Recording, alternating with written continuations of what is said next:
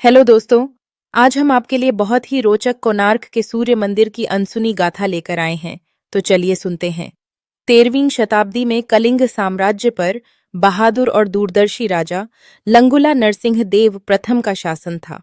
अपने शासनकाल के दौरान उन्होंने न केवल अपने राज्य का विस्तार किया, बल्कि अद्वितीय स्थापत्य धरोहर भी स्थापित की। काकतीय राजवंश के शक्तिशाली शासक गणपति के खिलाफ 3 वर्षों तक भयंकर युद्ध चला। अंततः राजा नरसिंह देव ने विजय प्राप्त की और अपार धन संपदा के साथ अपने राज्य लौटे। महल में लौटने पर उनका भव्य स्वागत हुआ। उनकी माता कस्तूरी देवी ने गर्व से अपने विजयी पुत्र को गले लगाते हुए कहा, पुत्र, तुमने अपने पिता की तरह ही स्वयं को एक शक्तिशाली योद्धा सिद्ध किया है। तुम्हारे पिता ने भगवान जगन्नाथ का भव्य मंदिर बनवाया था। अब मैं चाहती हूँ कि तुम कोणार्क में सूर्यदेव के लिए उससे भी भव्य मंदिर बनवाओ। राजा ने आश्चर्यचकित होकर पूछा, माँ, सूर्य मंदिर क्यों और कोणार्क में ही क्यों? रानी ने एक पौराणिक कथा सुनाई।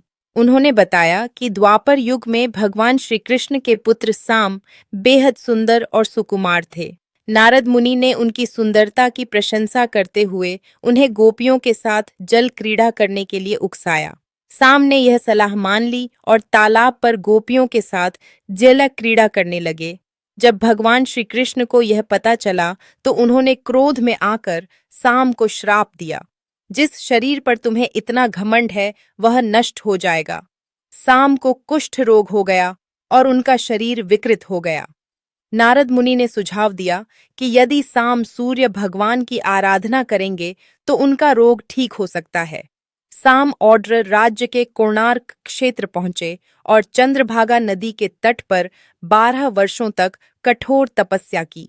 सूर्यदेव उनकी भक्ति से प्रसन्न हुए और उन्हें ठीक कर दिया। कृतज्ञता में साम ने एक छोटे से मंदिर का निर्माण कराया। इस कथा ने राजा नरसिंह देव को प्रेरित किया। उन्होंने कोणार्क में एक भव्य सूर्य मंदिर बनाने का निश्चय किया। सूर्य मंदिर के निर्माण की जिम्मेदारी प्रसिद्ध शिल्पकार सिबे सामंतराय और उनके सहयोगियों को सौंपी गई। मंदिर को सूर्यदेव के रथ के रूप में डिजाइन किया गया, जिसमें 7 घोड़े और 24 विशाल पहिए थे। प्रत्येक पहिया समय के चक्र का प्रतीक था। मंदिर के निर्माण के लिए चंद्रभागा नदी के तट पर स्थल चुना गया, परंतु निर्माण कार्य चुनौतीपूर्ण था। नदी के तेज बहाव के कारण पत्थरों को स्थिर करना मुश्किल हो रहा था। एक दिन एक वृद्धा ने सिबे सामंतराय को परोक्ष रूप से सुझाव दिया कि किनारे से पत्थर डालने पर नदी को भरा जा सकता है। यह वृद्धा छद्म रूप में मां रामचंडी थीं। उनके सुझाव से कार्य को गति मिली और मंदिर का आधार तैयार हुआ। 12 वर्षों तक 1200 कारीगरों ने अथक परिश्रम किया। मंदिर लगभग पूरा हो गया, लेकिन शिखर पर चुंबकीय कलश को स्थापित करना असंभव लग रहा था। राजा ने चेतावनी दी कि यदि अगले दिन तक कलश स्थापित नहीं हुआ तो सभी कारीगरों को मृत्युदंड दिया जाएगा। मुख्य शिल्पकार विशु महाराणा के बेटे धर्मपद, जो उस समय 12 साल के हो गए थे जब उनकी पत्नी के गर्भ में धर्मपद था, तब से विशु राणा घर छोड़कर मंदिर निर्माण के लिए आ गए थे। धर्म पढ़े और अपने पिता की शिल्पकला की कहानी सुनते हुए बड़े हुए बचपन से ही उन्हें वास्तुकला और शिल्पकला में रुचि थी, और एक महान मंदिर वास्तुकार बिशु महाराणा के बेटे होने के नाते उनके पास मंदिर निर्माण के विवरण का वर्णन करने वाली हस्तलिपि थी। जब वे 12 साल के हुए तब उन्होंने ओडिशा मंदिर वास्तुकला की कला में महारत हासिल कर ली थी, लेकिन वह हमेशा उदास रहते थे क्योंकि उन्होंने अपने पिता को कभी नहीं देखा था। अपने 12वें जन्मदिन पर अपनी मां से उन्होंने एक तोहफा मांगा। अपने पिता से मिलने का मौका, ऐसा अनुरोध जिसे मां मना न कर सकी। उसने अपना कुत्ता बलिया को अपने साथ ले जाने को कहा ताकि उसके पिता बलिया को पहचान सके। एक लंबी यात्रा के बाद वह निर्माण स्थल पर पहुंच गया। बलिया ने अपने मालिक विशु महाराणा को पहचान लिया। धर्मपद दौड़कर अपने पिता से गले मिला और अपना परिचय दिया। धर्मपद ने कारीगरों की चिंता को महसूस किया और उनकी चिंता का कारण पूछा। कारण जानने के बाद धर्मपद ने अपने पिता से कहा, अगर आप मुझे अनुमति दें तो मैं मंदिर के गुंबद पर कलश स्थापित कर सकता हूं। विशु राणा ने संकोच के बावजूद उन्हें अनुमति दे दी। धर्मपद जल्दी से मंदिर के ऊपर चढ़ गया और पाया कि काम में कुछ त्रुटि है। अपने द्वारा अध्ययन की गई हस्तलिपि से प्राप्त ज्ञान का उपयोग करते हुए धर्मपद ने कुछ ही क्षणों में कलश पूरी तरह से अपनी जगह पर स्थापित हो गया। जैसे ही कलश स्थापित किया गया, एक चमत्कार हुआ।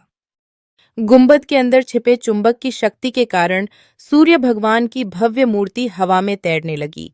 नीचे मौजूद कारीगर झूम उठे, लेकिन कुछ कारीगरों ने इसका विरोध किया और कहा कि जब कल राजा को पता चलेगा कि जो काम 1200 कारीगर मिलकर नहीं कर पाए, उसे एक 12 साल के लड़के ने कर दिखाया, तो राजा जरूर सोचेंगे कि हमने अपना काम ठीक से नहीं किया और हमें मृत्युदंड देंगे। कुछ कारीगरों ने तर्क दिया कि धर्मपद को हमेशा के लिए चुप करा दिया जाए। विशु महाराणा एक पिता और एक मुख्य कारीगर के रूप में अपने कर्तव्य के बीच हैरान और परेशान थे। उन्होंने इस विचार का कड़ा विरोध किया। वातावरण में तनाव भर गया। धर्मपद ने उथल-पुथल को देखा और महसूस किया कि उसकी सफलता ने उसके पिता को कितना तनाव में डाल दिया है। इसलिए उसने दिल दहला देने वाला फैसला किया। आंखों में आंसू लिए वह भीड़ के बीच से होता हुआ मंदिर के शिखर पर चढ़ गया। कुछ ही देर में वह कलश के शिखर पर खड़ा था, जिसे उसने अभी-अभी स्थापित किया था। उसने आसमान की ओर देखा। सूर्य की पहली किरणें मंदिर को छू रही थी, मानो सूर्य देव अपना आशीर्वाद बरसा रहे थे। धर्मपद ने मंदिर के शिखर से नदी के गहरे नीले पानी में छलांग लगा दी। एक छोटा बालक जिसने अब तक का सबसे बड़ा मंदिर बनाकर ओडिशा कला शिल्प और वास्तुकला को सर्वोच्च गौरव दिलाया था, उसने दूसरों का जीवन बचाने के लिए अपना जीवन बलिदान कर दिया। कुछ देर बाद राजा नरसिंहदेव मंदिर में आए और हवा में झूलती सूर्य भगवान की भव्य प्रतिमा को देखकर नरसिंहदेव बहुत प्रसन्न हुए। राजा नरसिंहदेव ने घोषणा की कि मंदिर की प्राण प्रतिष्ठा माघ शुक्ल सप्तमी के दिन संपन्न होगी। सिबे सामंत राय ने कहा कि तिथि तो अच्छी है, लेकिन मंदिर के प्राण प्रतिष्ठा के लिए यह सही समय नहीं है। लेकिन राजा नरसिंहदेव डटे रहे और उसी तिथि को मंदिर की प्राण प्रतिष्ठा की गई। प्राण प्रतिष्ठा के बाद मंदिर में अजीब घटनाएं होने लगीं। विशाल पत्थर गिरने लगे और मंदिर धीरे धीरे खंडहर बन गया। आज कोणार्क का सूर्य मंदिर अपनी अधूरी भव्यता के साथ खड़ा है, लेकिन धर्मपद की कहानी उसकी आत्मा है। उनका त्याग और बलिदान सदियों से ओडिशा की संस्कृति और इतिहास का हिस्सा है। यह कहानी दिखाती है कि कैसे एक छोटे से बालक ने अपनी बुद्धिमत्ता और बलिदान से इतिहास में अपना स्थान अमर कर लिया।